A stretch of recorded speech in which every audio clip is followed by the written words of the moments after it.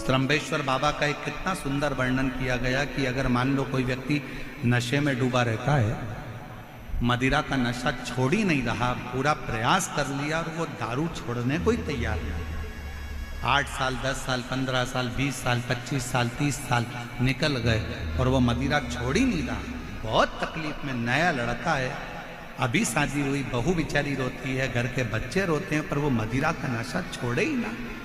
तो श्रम्भेश्वर महादेव का स्मरण करें। बेलपत्री के 5 पत्ते, शमी के 3 पत्ते। बेलपत्री के कितने पत्ते? 5। शमी के कितने पत्ते? 3। बेलपत्र के 5 पत्ते, शमी के 3 पत्र और काली मिर्च 5। एक पत्र, शमी पत्र सब साथ में लेकर काली मिर्च के साथ में बाबा देव अधिदेव महादेव को, भगवान शंकर को समर्पित करो। श्रम्भेश्वर महादेव का नाम लीजिए, जम के बोलो, कौन सा महादेव? श्रम्भेश्वर महादेव।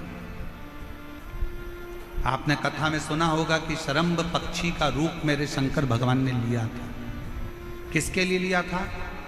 नरसिंह भगवान को जो गुस्सा आ रहा था, नरसिंह भगवान जो तोड़ फोड़ कर रहे थे, सारे देवताओं को डर लग रहा था, तब भगवान शंकर ने शरम्भ पक्षी का रूप धारण कर कर नरसिंह भगवान को अपने पंजे में उठाकर अलकनंदा नदी में ले जाकर डाल दिया। शिव जी ने एक नाम लिया, शंकर जी का एक नाम का उच्चारण हुआ। क्या नाम था? जम के बोलो, श्रम्भेश्वर महादेव। आवाज नहीं आ रही है, जरा दम के बोलो, कौन से महादेव? बोल श्रम्भेश्वर महादेव की। श्रम्भेश्वर महादेव 5 बेलपत्र, 5 कमल काली मिर्च, 3 शमी पत्र शंकर जी को चढ़ाकर बाबा से श्रम्भेश्वर महादेव का नाम लेकर विनय कर कर, बाबा आपकी कृपा होगी तो जीव नशे से मुक्त जरूर होगा। शंकर, आपकी कथा कहती है कि आप राम नाम की मस्ती में डूबते हो और नशे को त्यागते हो। बाबा, मेरे भी घर में एक व्यक्ति, उसका नाम ये है, ये गोत्र है, वो नशे में डूबा रहता है। बाबा, इसको नशे से बाहर निकालो। झोली पसार कर प्रणाम करो, अपने हाथ की हथेली को, जैसे ये जल बहने वाला जो स्थान है, यहाँ ये पानी जो यहाँ से बहकर आता है, अपने सीधे हाथ की हथेली को यहाँ लगाओ, सीधे हाथ की हथेली को यहाँ लगाकर, ये जो जलाधारी है, यहाँ अशोक सुंदरी का स्थान होता है, अपनी हथेली को यहाँ लगाओ। कार्तिकेय गणेश जी का जो स्थान जलाधारी पर होता है, वहाँ हथेली को लगाकर बाबा के शिवलिंग का स्पर्श कर कर जो चढ़ाई हुई सामग्री है उसको वापस उठा लो और लेकर आ जाओ। शमी पत्र मदिरा पीने वाले व्यक्ति के कक्ष में रख दो, और एक बेलपत्र और एक काली मिर्च जो मदिरा के नशे में लगा रहता है, सुबह के टाइम पर बेलपत्र, शाम के समय पर काली मिर्च, किसी भी तरह से उसको खाने में देना प्रारंभ करिए। 15 दिन बाबा का चढ़ा हुआ जल श्रम्भेश्वर महादेव के नाम से दीजिए। ज़्यादा से ज़्यादा 20 दिन 22 दिन के अंदर वो धीरे धीरे मदिरा छोड़ना प्रारंभ कर देगा, मदिरा से दूर होता चलेगा। शिव तत्व है, शंकर ओ घड़ी, शिव ओ घड़ी।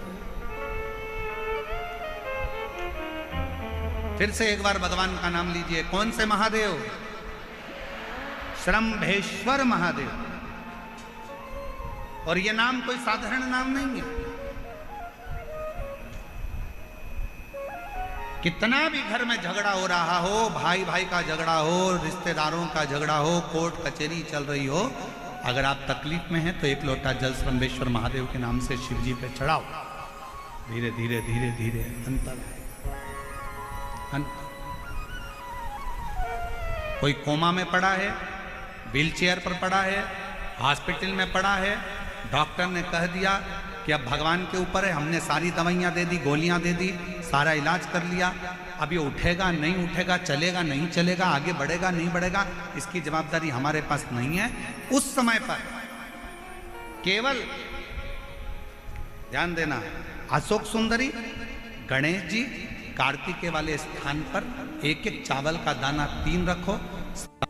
अगर पी ले तो ठीक है, नहीं पी सकता उसके शरीर पर उस जल को लगाना रोज प्रारंभ करो।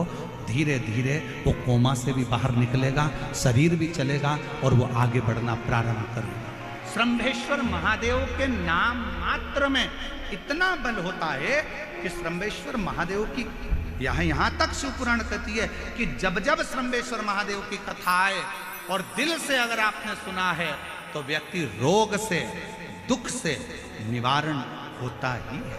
वो श्रंभेश्वर महादेव, श्रंभेश्वर।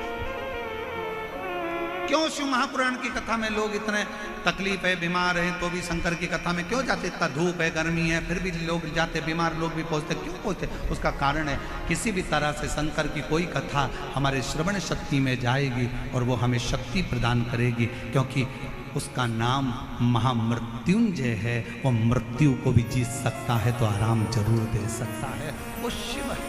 ओम